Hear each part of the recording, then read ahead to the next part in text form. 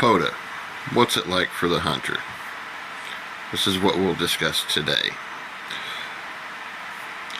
Welcome to New Ham Basics. I'm your host, Greg, KD9ZRO.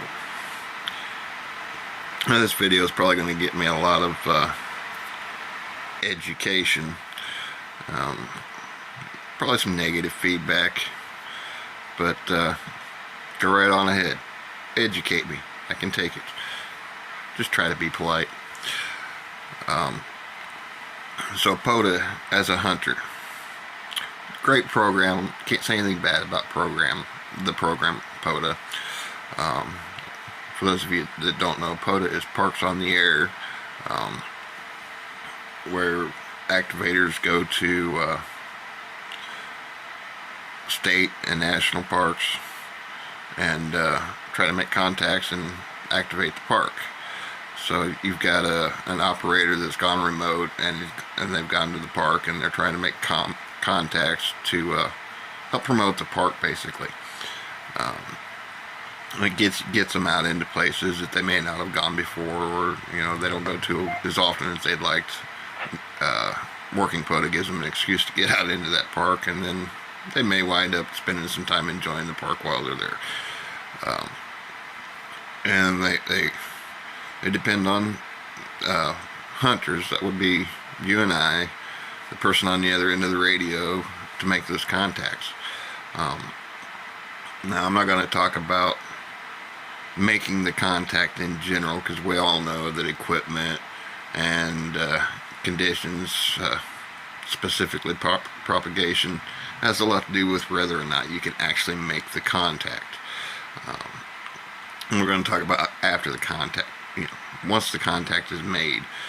So you've made contact with an activator, and they've confirmed all your information and given you a signal report and all that. First off, as a hunter, you can log those contacts, and you can log them outside of POTA, but you can log those contacts in POTA if you like, but you don't have to.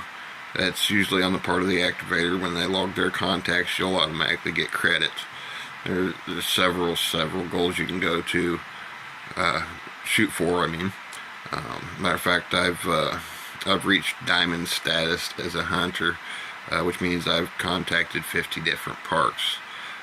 I'm actually only 5 parks away from reaching sapphire, which is the highest of the entry-level goals. I'm also working on all 50 states. I'm currently at 25. There's actually 51 because they count Washington, D.C. as a wild card. So, you can have 49 states in D.C. and it counts as 50. Or you can get all 51. But, so there's a lot to it. You can get 1,000 contacts to one park for the kilo award. There's awards for contacting the same activators so many times, the same activator in the same park so many times, the same activator on so many bands. There's a lot of goals out there for you, both as an activator and as a hunter. But we're speaking just on the hunter terms. And let me start by saying that I'm not going to say get this camera where I can actually be comfortable. I'm not going to say that I've ever encountered a bad activator, because I haven't. All the activators I've encountered have been polite and courteous and efficient. Now, that you are going to run into situations where you're going to call, trying to make contact with that activator and get that park in your log, or get that activator in your log, or that state in your log, whatever the case may be, and you're just not getting to them. Like I said, equipment and conditions has a lot to do with that. You may be coming in at, say, it's happened to me several times, you may be coming in at, say, like a 3.5, and they're hitting you with like a 5.7. And you're going, well, why aren't they answering me? Why aren't they answering me? It's not that they're not answering you. Somebody may be louder than you getting in the same time you are, or they just barely pick you out of a crowd of people that's hitting them at a higher S reading, and it's just easier for them to contact them. And there'll be times where they'll hear you out there, and you may not be a QRP station, but they'll hear you out there, and they'll take a break for key. They'll specifically key in on QRP stations, and if you think you're experiencing that problem, you can. They may have you somewhat ready to go. They may have heard you a couple calls ago. They may have heard me out there, KD90, KD90. Every time they ask for a call-in or QRZ. And so they call for QRP stations, and they remember my call that, hey, KD9 something. You're coming in low. And they may pick you up while they're breaking for QRP, not because you're a QRP or a low power station, but because you're coming in at that level on their end. So that could be an opportunity for you to get into them. The biggest, I've run into more bad hunters than activators, obviously. I haven't run into a bad activator. As another YouTuber said, there's no such thing as a bad activator. If you're out there, even if it's your first activation, and you completely screw it up, you're still a good activator because you're out there doing it. There's some bad procedures, which, you learn along the way. There's some that stick to those bad procedures. I haven't run across any of them yet. But hunters, come on, guys. The activators out there talking to somebody, and you may not hear them, and you'll hear a QSL, and all of a sudden you start hollering out KD90, KD90. Well, they're still talking to that other person. They're not going to answer you, no matter how loud you are. You're actually just aggravating them. And you do that enough. I've heard it from a few YouTube activators. That you do that to them too much, they're just going to ignore you, because basically you're ignoring them. They're having a contact with somebody that you can't hear. You hear QSL. Oh, do you copy? Oh, that's what QSL means. So you'll hear them ask the person they're talking to, QSL, do you copy? And then you're jumping in there, throwing out your KD90 and just blasting that person away. Well, if they're asking for QSL, they're either wanting to confirm that that person heard them, or they're having a hard time hearing the person, just like you're not hearing the person. And then when you jump in there and throw your call sign in on them, they're not getting the information they need to be able to move on to you. Wait for them to call CQ. Wait for them to call QRZ. You don't get through, you don't get through. But it's just a way to do it. They don't call CQ, they don't call QRZ, they're not going to answer you. Some of them are good enough that they can be carrying on a conversation, and you hear a QSL and mistake it for QRZ. We'll give you that benefit of the doubt. You mistook a QSL for QRZ, and you throw out your KD90. Some of those activators are good enough. They'll scratch enough of that down real quick that when they're done with that contact, they can come back to you. But more often than not, if they're that good, they've got 2 or 3 people that came in before they started that contact, and they're going to go back to them. So all you're doing is annoying them. Wait for them to call CQ or QRZ.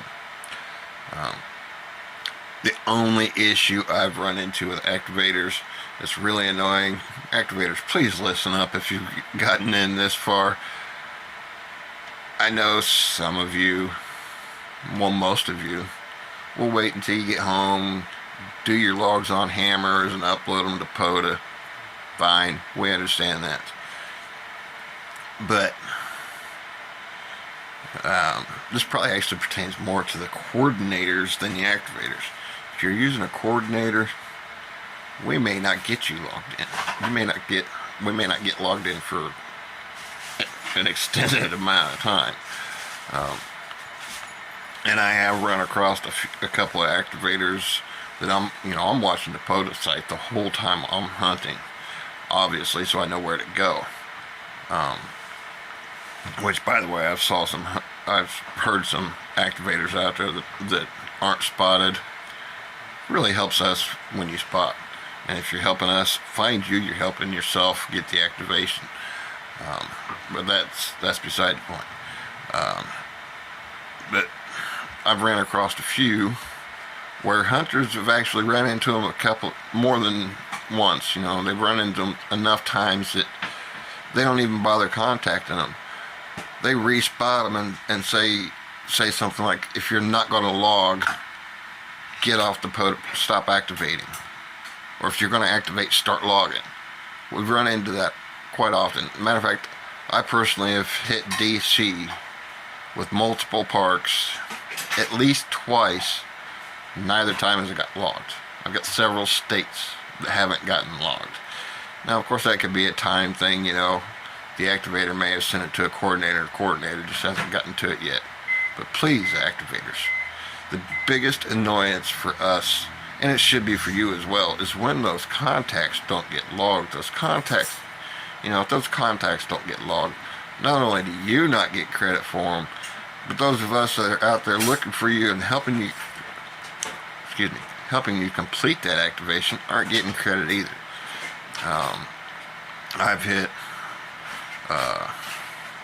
I hit Barbados 3 or 4 times before one activator finally logged it.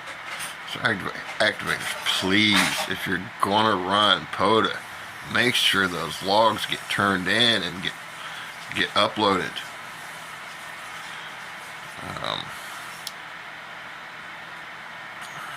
That's really all I've got for you activators, is just make sure those logs are getting uploaded. It's irritating for us hunters. It's got to be irritating for you activators when you spend half the day out there activating a park and it doesn't get logged. And it doesn't matter whether you complete the activation or not. You're still going to get credit for that contact. You're still going to get credit for that attempt to activate. And we're still going to get credit for that contact. So even if you don't complete the activation, log those logs so everybody gets the credit for them. No, you may not get credit for activating that park, but you'll get the credit for the attempt to activate that park. You'll get the credit for the contacts for attempting to activate that park. And we'll get the credit for contacting you while you attempted to activate that park. So always make sure you upload those logs. Like I said, I know there are difficulties. Something may come up or whatever. It really works out great for us when you guys are logging direct on POTA. Of course, a lot of you are more comfortable with hammers or a third-party app, and that's fine. But it really works out great for us.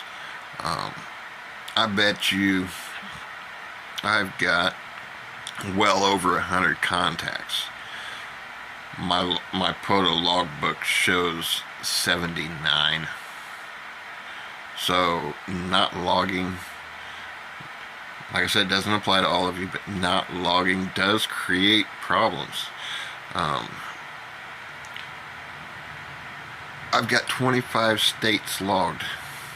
I've got several states that I've contacted that did not log. We need to make sure we're logging those contacts. Let's see.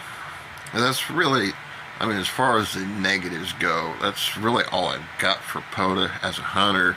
That's really all I've got to say to activators, is just make sure the logs are logged. Hunters, make sure you're waiting for the QRZ or the CQ. Wait for the activator to stop talking.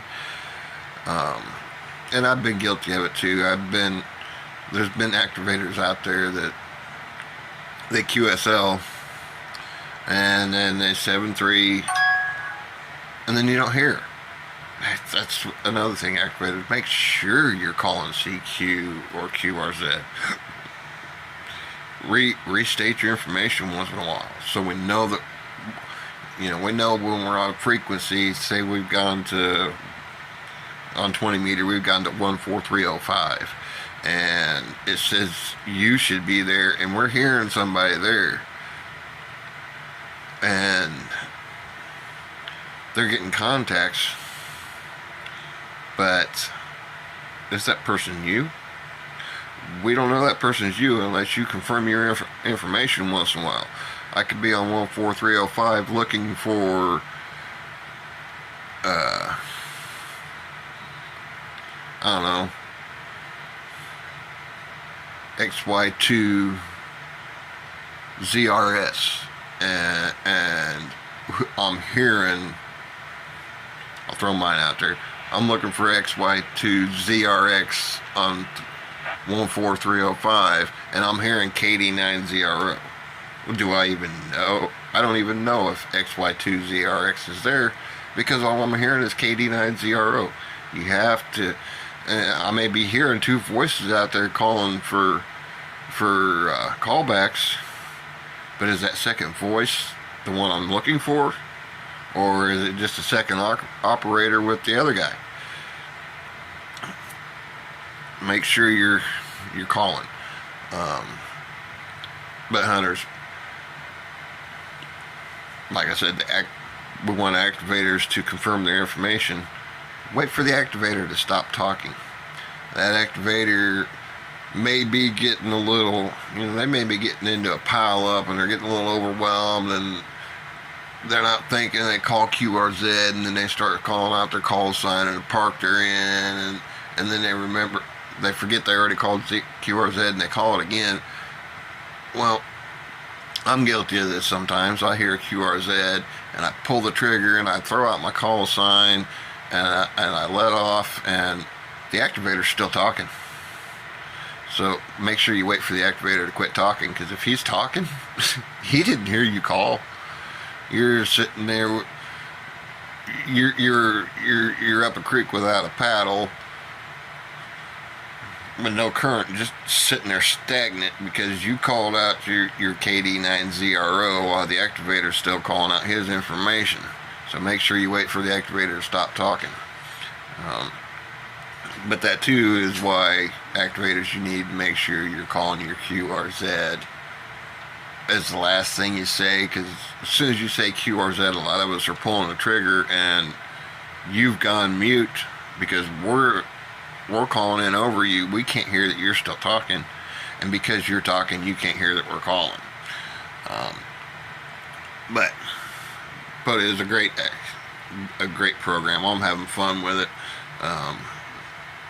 I'm running 20 watts on a little Zygu G90, and the brand name of that's its own beast as far as whether you're pronouncing it right.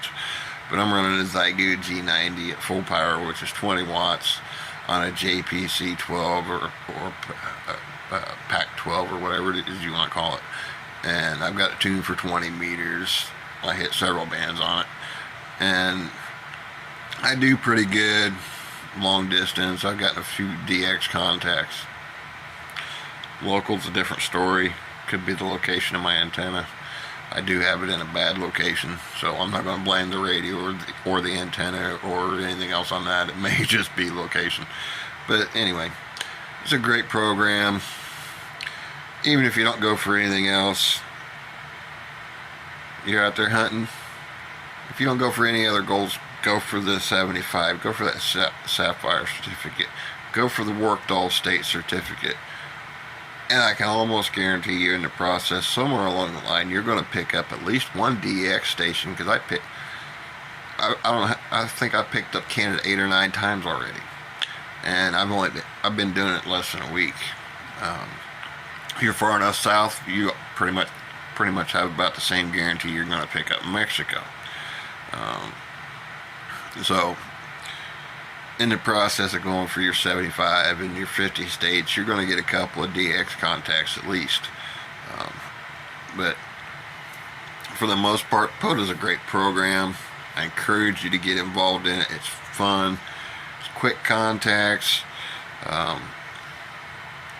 As some YouTubers have said, it helps the activator and the hunter actually, but it helps the activator prepare for emergency situations, because they're going to a remote location, they're setting up their remote stations, and they're getting out there and making contacts, which is a situation that they would be in an emergency. They'd be in a remote location away from their main shack and trying to relay information, which is what a POTA activator does. He goes to a remote location, he sets up his remote station, and he relays his information to someone out there that's asking for it, gets their information, and in a sense, right there, you made an emergency contact. So it's emergency operations practice, as well as getting out into the park and enjoying the park, and just playing on the radio in general. So I'll put a link down below. Go to the POTA website. If you're on an Android or an iPhone, save it to your home screen, turn it into a little applet, fire it up every time you get on the radio, and just have fun with it. KD9ZRO 73, clear until next time.